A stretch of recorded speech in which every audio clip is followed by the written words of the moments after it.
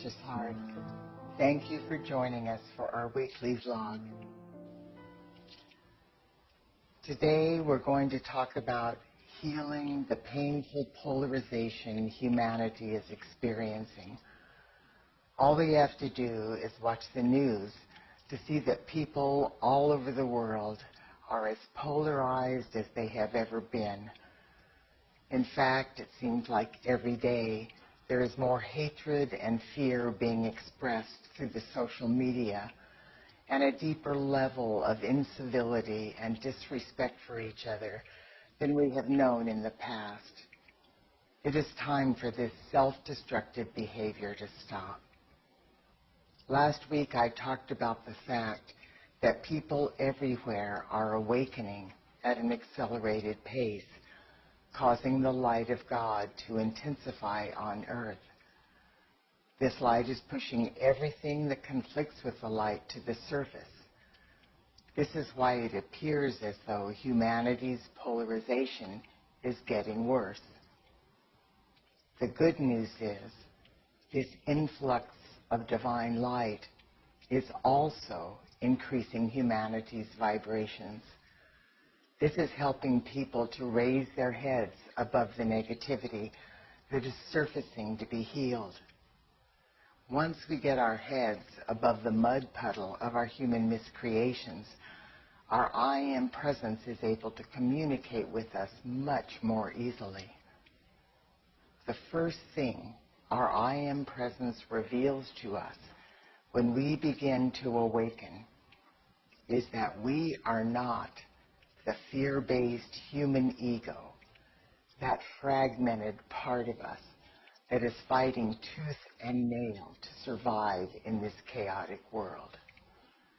We are a beloved son or daughter of God, and all that our Father, Mother, God have is our divine birthright.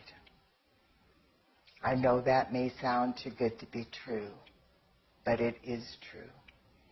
The only reason it's difficult for people to remember that truth is because humanity has been accepting for millennia the fallacy that separation and duality are real. The belief that we are separate from each other has caused more problems than just about anything else. This erroneous belief gave our fear-based human ego the idea that whatever it needed to do to get whatever it wanted was okay. This self-centered consciousness is the basis of humanity's dog-eat-dog and looking out for number one attitude. As time progressed, after we fell into the dense frequencies of our human miscreations, and lost the awareness of our I Am presence, our ego started believing that our physical body is all that we are, and that the physical plane is all that exists. When this happened, our fragmented ego started believing that its very purpose and reason for being was to gratify our physical senses. Our ego decided that even if it needed to lie, steal, cheat, or kill to accomplish that self-obsessed goal of instant gratification, that would be okay. With that fateful decision, the horrific human miscreations of poverty, greed, corruption, violence, the abuse of power, oppression, hatred, selfishness, prejudice, pollution, disease, ignorance, and every other painful experience being manifested on this planet is now surfacing. But now everything has changed. Humanity is awakening, and our fallen human egos no longer have the ability to manipulate and control us the way they used to. We are beginning to hear the inner voice and to receive the divine guidance of our I Am presence once again. From deep within the recesses of our heart, we are remembering profound truths that will empower each of us to reverse the adverse effects of our human ego's distorted perception and painful miscreations. The next vitally important thing our I Am presence wants us to remember is that we are one and that there is no separation. This means quite literally that there is no such thing as us and them.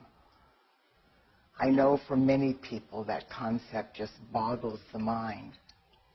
For others, the oneness of life seems like a sweet sentiment, but they do not comprehend the magnitude of what that profound truth really means.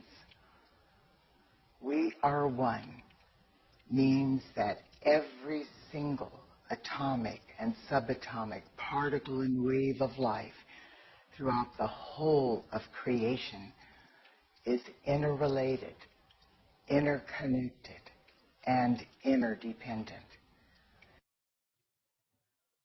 Every minuscule expression of life that has ever been breathed forth from the heart of our Father, Mother, God lives, moves, breathes, and has its being in the all-encompassing divine matrix of our Father, Mother, God's body. The astonishing thing that we have forgotten about that fact that we are one with all life is that every thought, feeling, word, or action we express day by day with every breath we take affects every single facet of life in our Father, Mother, God's divine matrix. That means that depending on our frame of mind, daily and hourly, we are either adding to the light of the world or we are adding to the pain and suffering. Just imagine. When the masses of humanity remember what we are one really means, they will understand that for a person to inflict harm on any person, place, condition, or thing for their own personal gain, it is not only ludicrous, it is self-destructive. With this awareness, no one will be willing to deliberately wreak the havoc in his or her life that would result from such negative behavior. When the reality that we are one resonates in every person's heart, they will also know that every thought, feeling, word, or action they express that is based in a consciousness of divine love, oneness, and reverence for all life will bless every particle and wave of life on earth and greatly enhance the love and harmony in their own life. We are not the victims of circumstance. We are co-creators of our lives.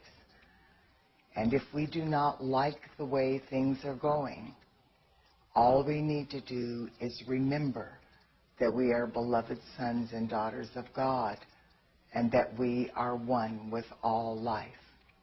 Then we can change our course of action and create a new life for ourselves based in love, oneness, reverence for life, and a heart desire for the highest good of all concerned.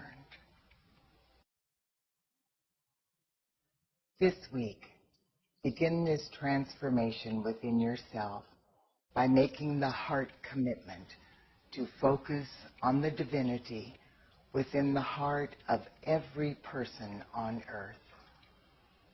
Anything a person does that reflects something less than divinity. Simply ask their I Am presence to take control of their thoughts, feelings, words, and actions, and to guide them to their highest good. Then blaze the violet flame of God's infinite perfection in, through, and around anything they have done that conflicts with divinity, pulsating in their heart. God bless you, dear one, and may the oneness of all life be your true inner knowing this week.